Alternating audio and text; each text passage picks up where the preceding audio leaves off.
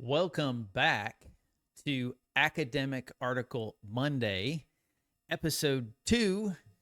If you caught last episode, we introduced Köstenberger and Croteau, I think is the way you say it. Anyways, their biblical examination of tithing.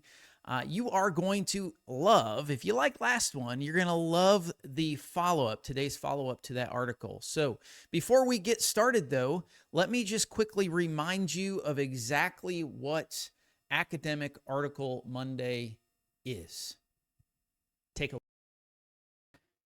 Those of you that know me well know that I care deeply about good resources.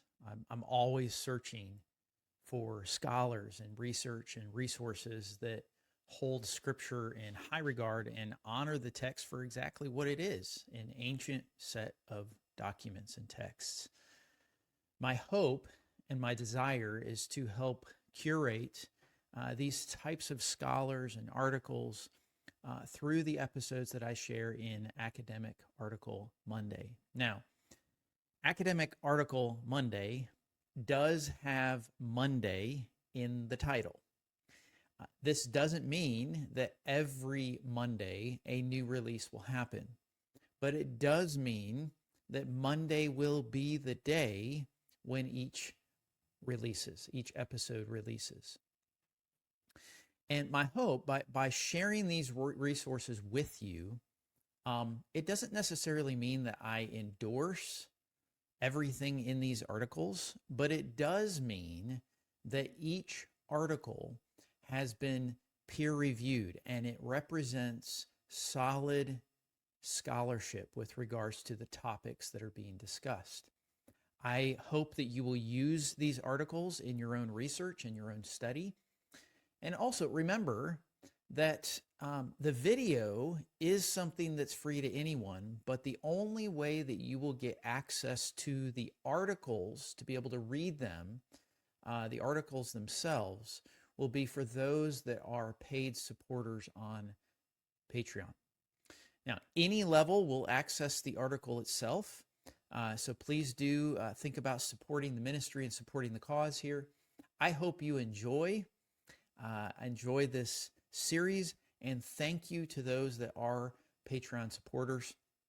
May God richly bless you, and may you continue to study in ways that honor and uphold the text. Okay, so this week I'm excited because we are going to be diving in to the second article by these two scholars. This is going to be an article called Reconstructing a Biblical Model for Giving, a discussion on relevant systematic issues and New Testament principles. Again, let me remind you that if you want access to the actual article, you do need to become a Patreon supporter at any level, starting at the $5 a month level. So please do think about that. So here's what is kind of valuable or essential with regards to this particular article by these two scholars.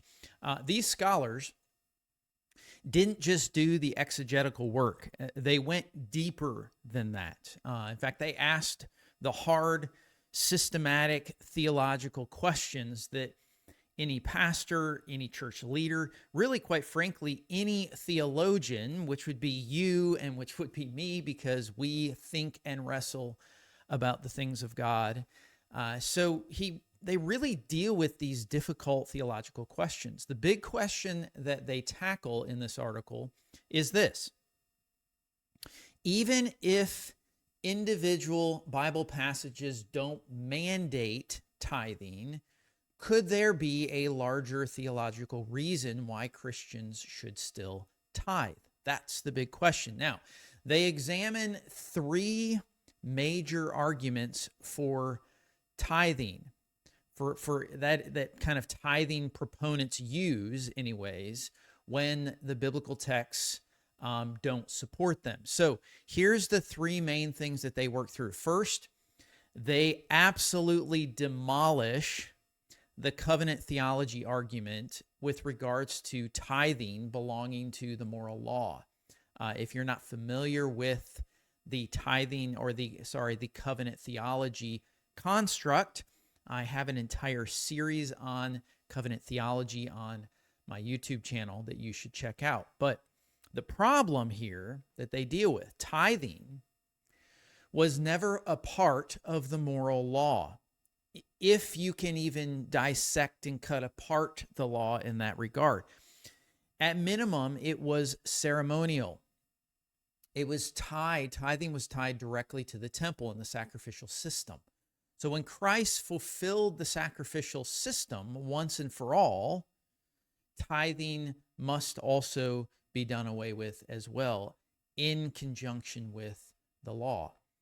The second thing that they address, they deal with the traditionalism argument, meaning this is how we've always done it argument. Their response in this article is brilliantly evangelical. It is a brilliant argument. Unless a requirement can be established from Scripture, it should not be imposed on believers. And that's really just Reformation Theology 101 is what that is, okay? The third thing they address is they tackle pragmatism. The idea that it's just easier to tell people to give 10%. Their response, as you read the article, will be this. Well, if evangelical churches base teaching on what's pragmatic rather than what's biblical, then they cease to be evangelical. Now, that really in the article, I think that's a big mic drop moment. I do think you'll enjoy the way they tackle these issues and concerns. But this is where things, once you get to this part in the article, this is where things get really, really, really practical. They don't just leave you there and say, this is the way it is, or this is the way they're going to address it. The second half of this article reconstructs what New Testament giving actually looks like. And it's far more challenging than just a simple 10% rule. Paul's principles with regards to this are revolutionary. They're incredibly revolutionary. His perspective is give regularly, give proportionately according to your ability, give voluntarily from the heart, give cheerfully, give sacrificially, and give to meet actual needs. The Macedonians, you'll read about this in the article, the Macedonians who were poor gave well beyond their ability because they understood grace. And that's a big deal. Here's the kicker, friends. And this is going to, I think, challenge comfortable Western Christians or first world Christians, okay? Blomberg, which is one of the individuals that gets cited, Blomberg notes that if affluent Western Christians were honest about their surplus, they'd give considerably higher than 10%. The New Testament standard it's not easier than tithing. It's actually more demanding because it requires discernment. It requires a relationship with God, and it requires radical generosity. Now, the authors are going to conclude with this really powerful insight. Okay? Christian giving requires what they call radical obedience. Radical obedience to God's guidance. Whether it's 1%, whether it's 10%, whether it's 100% of our income, it's not about meeting a legal requirement or a mandate. It's about our relationship with the Father. Now, this isn't just academic theology. I think this is what I would call boots on the ground. This is rubber meets the road discipleship. This is really the heartbeat of evangelicalism. Whether you're a church leader, whether you're a new Christian, whether you're a Christian veteran, whether you're a pastor, whether you're the one that's maybe sitting on an elder board dealing with budget concerns in a church or starting a brand new church, or just a believer wanting to honor God with your resources, I think this article is going to be biblically foundational for you to really understand what's going on with the generosity of giving. Don't forget, the full article itself is a members-only resource, okay? So please, please, please do think about subscribing and supporting through a membership at any level with Patreon. The complete details, you're going to see a detailed analysis of 1 Corinthians 9, 16, 2 Corinthians 8 to 9, as well as Philippians chapter 4. So this is the kind of very careful scholarship that I think is going to help transform as you begin to study and as you dig deeper, transform how you and I understand biblical stewardship. My question would be this: as you read through the article, what questions does this raise about how your particular church teaches giving? Remember, it's always important to be diligent about the places in which the money is going. Be diligent about checking the places that the funds are being utilized for.